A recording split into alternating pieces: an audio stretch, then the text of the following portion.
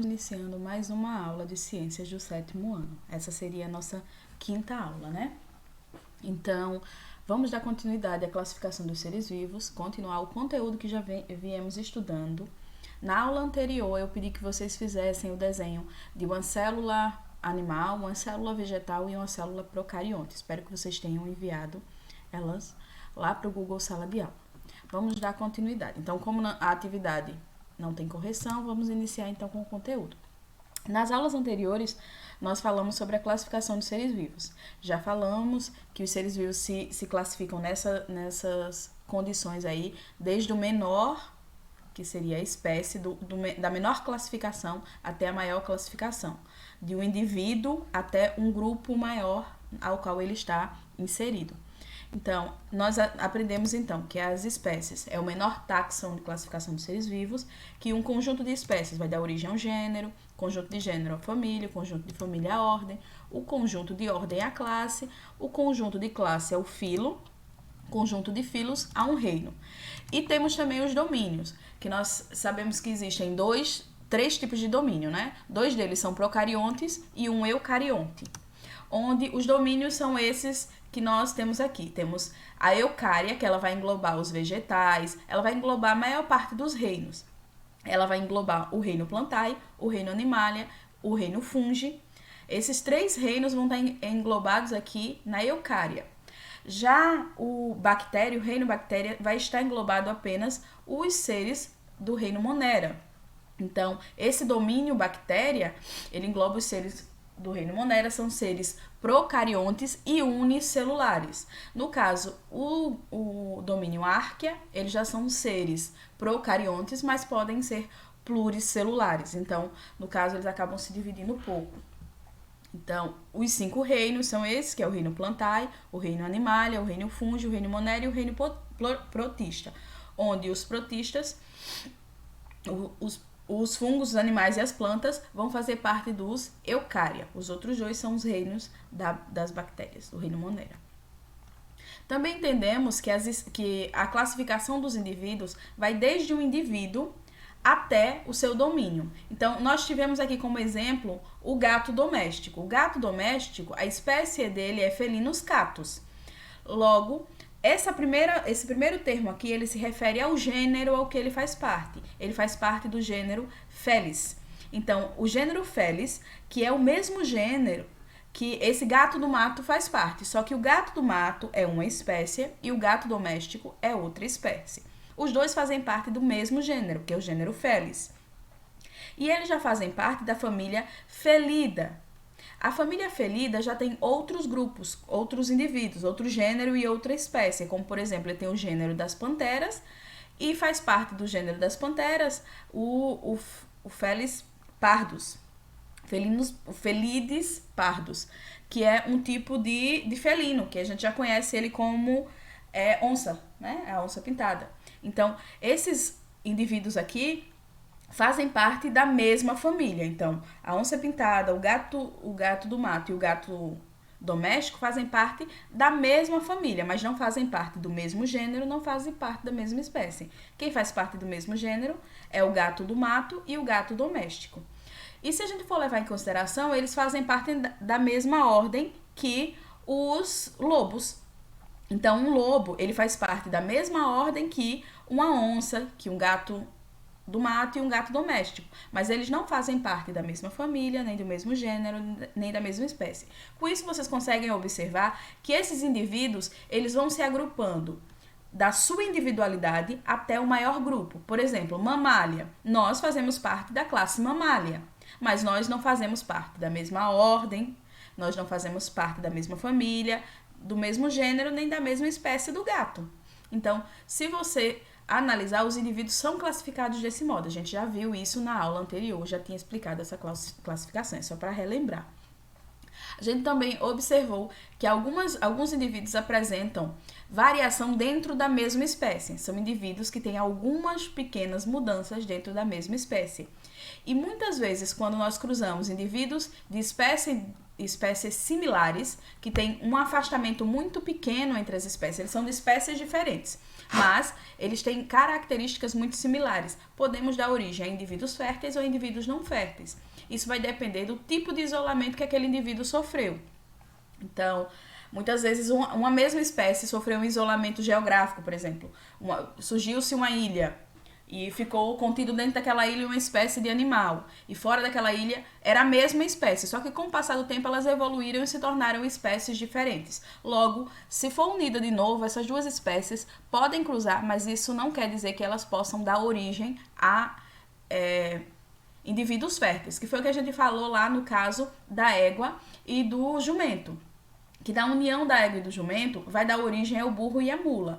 Mas o burro e a mula, eles são indivíduos que é da mistura de duas espécies diferentes, que são espécies que em algum momento no passado tiveram um descendente mais próximo, comum, mas hoje eles são espécies diferentes. Eles dão origem a um indivíduo, mas esse indivíduo é infértil. Então, uma mula nem um burro podem dar origem a outros indivíduos. A gente também falou sobre esse isolamento geográfico na aula anterior.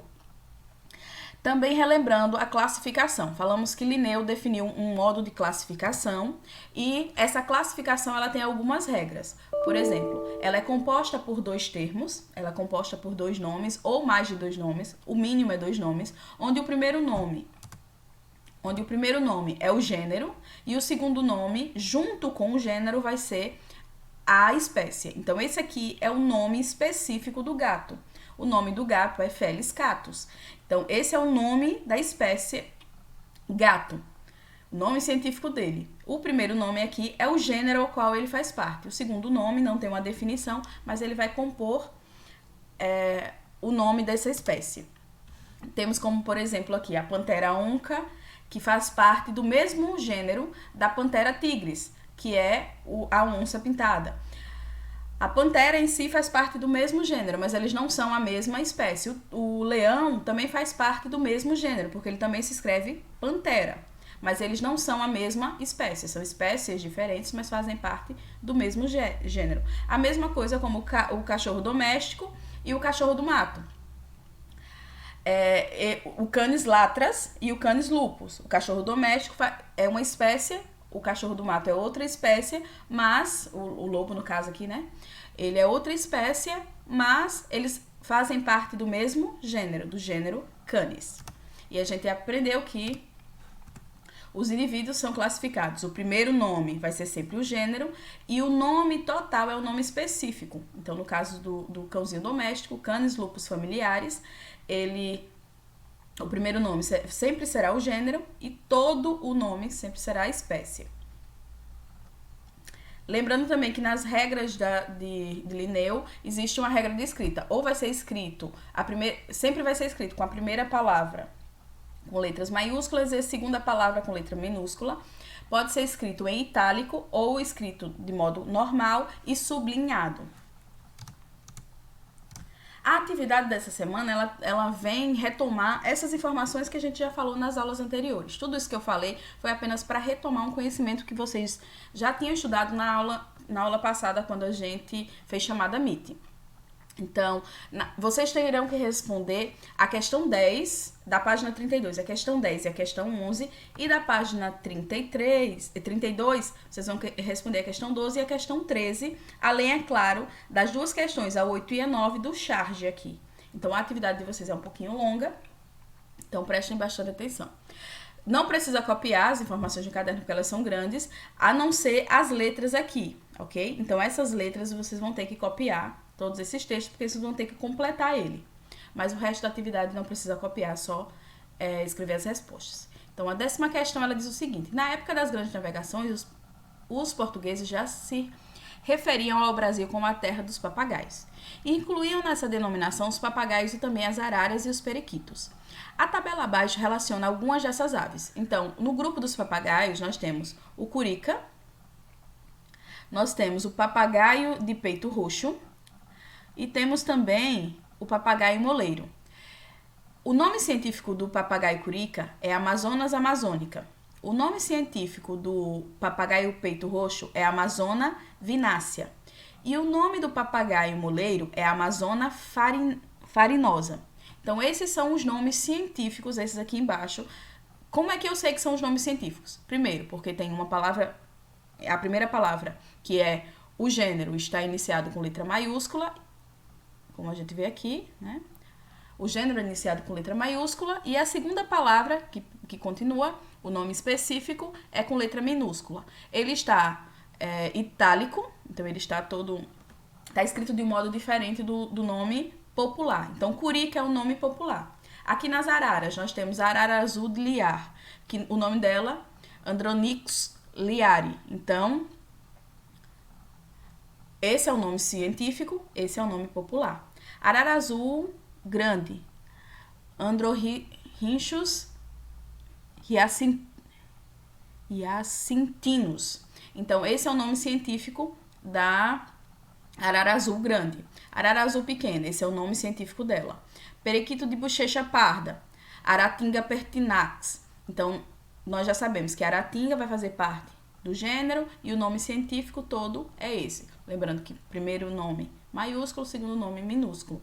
O periquito de cabeça suja, que é esse aratinga aqui, e o jandaia, que é esse outro tipo de aratinga aqui. Então, os nomes científicos deles estão logo abaixo do nome popular. Aí ele continua. Analisando a tabela, pode-se concluir que há representantes de quantas espécies. Então, você vai dizer quantas espécies tem aqui. Eu não sei quantas espécies tem. Você vai dizer. Quantos gêneros? Quantos gêneros tem aqui? E quantos reinos tem aqui? Você vai dizer quantos reinos são identificados aqui, quantos gêneros e quantas espécies. 11º. Um autor do livro de biologia, por acidente, deixou respingar água em uma página do seu manuscrito com tinta de caneta usando caneta usada mancha com água. Algumas palavras ficaram borradas. O trecho com partes afetadas foram reproduzidos abaixo. Suponha que você seja o autor e vá arrumar o texto.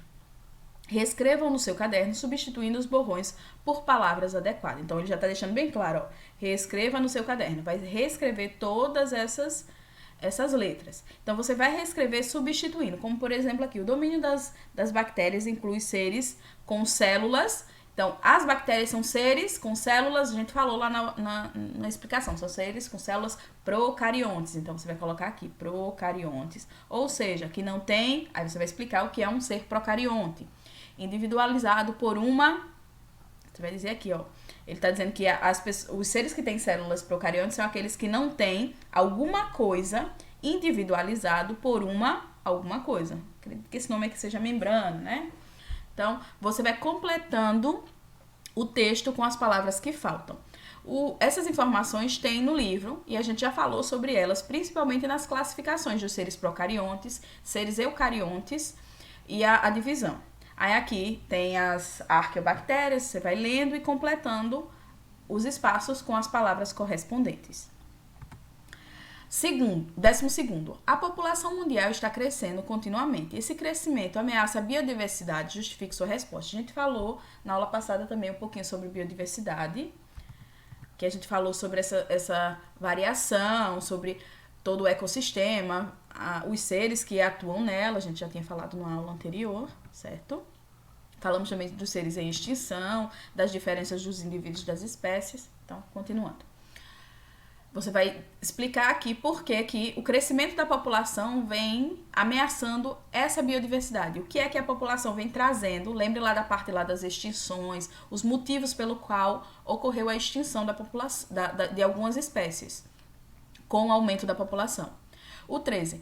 Provavelmente existem muitas plantas ainda não descobertas ou não estudadas pelos cientistas que podem conter substâncias capazes de combater diversas doenças. Se uma planta não contiver substâncias que possam atuar como medicamento, pode-se dizer que essa planta não tem valor e não precisa mais ser preservada? Então, isso aqui você vai explicar. O fato de uma planta não ter uma função medicinal, isso exclui a função dela lá no nosso ecossistema, na nossa biodiversidade. Então, essa planta aqui, ela não tem função de alimento, ela não tem função medicinal. Então, eu tenho que destruir ela, ou será que ela é importante para outros seres? Será que tem outros seres que dependem dela, mesmo ela não sendo benéfica, não trazendo nada de bom para nós? Ou será que ela sozinha é capaz de liberar condições na natureza que favorecem o nosso bem-estar sem precisar necessariamente ela ser uma planta medicinal, né? Lembre lá do processo da fotossíntese que a gente já falou. Então, e por fim, temos aqui as duas questões da charge. Vocês irão ver essa charge, vocês podem ver uma princesa, e aqui tem, de fato, hoje sou um Rhinelas marina, mas anteriormente eu era um Homo sapiens. Aí esse sapo que tá falando isso aqui, eu não entendi o que ele disse, então eu vou tentar entender. Quando ele diz, de fato, hoje eu sou um Rhinelas marina. O que é um Rhinelas marina? O que significa essa palavra Rhinelas marina? Se quiser, podem dar um Google para descobrir o que é Rhinelas marina. Mas anteriormente eu era um Homo sapiens. Também não sei o que era um Homo sapiens, que era a coisa que ele era antes. Se quiser, podem ir pesquisar. Mas uma coisa eu percebi, que Rhinelas marina é um nome científico. Provavelmente o nome científico de uma espécie, que é a espécie que ele é hoje. Mas anteriormente ele era um Homo sapiens, escrito diferente também. Também é um nome científico, é o nome de uma espécie, que era a espécie que ele era antes. Então esse sapo está falando alguma coisa aí.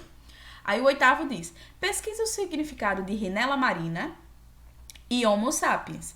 E, a seguir, reescreva a fala do animal tornando-a mais próxima da linguagem não científica. Então, você irá substituir o nome científico desse animal e o nome científico desse animal pelo nome popular. Como, por exemplo, se aqui tivesse Felinus catus.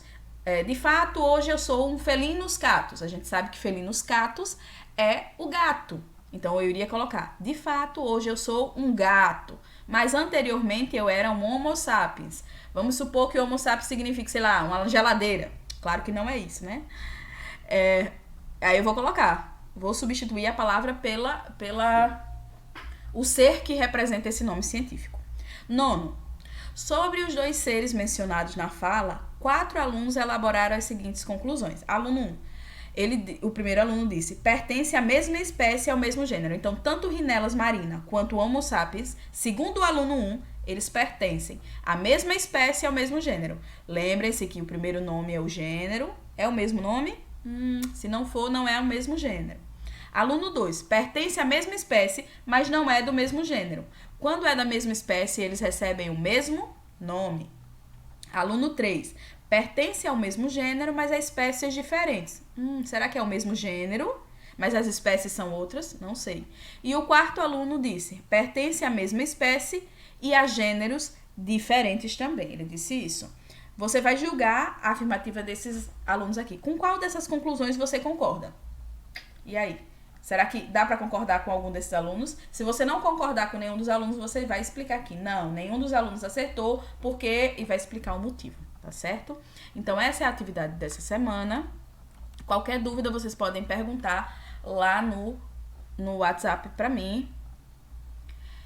E é isso mesmo. Lembre-se de enviar as atividades no Google Sala de Aula. E não esqueçam de fazer o cabeçalho. Todas as vezes é isso. Cabeçalho, pessoal, para que eu possa identificar de quem é a atividade. No mais, só isso mesmo. Tchau, tchau.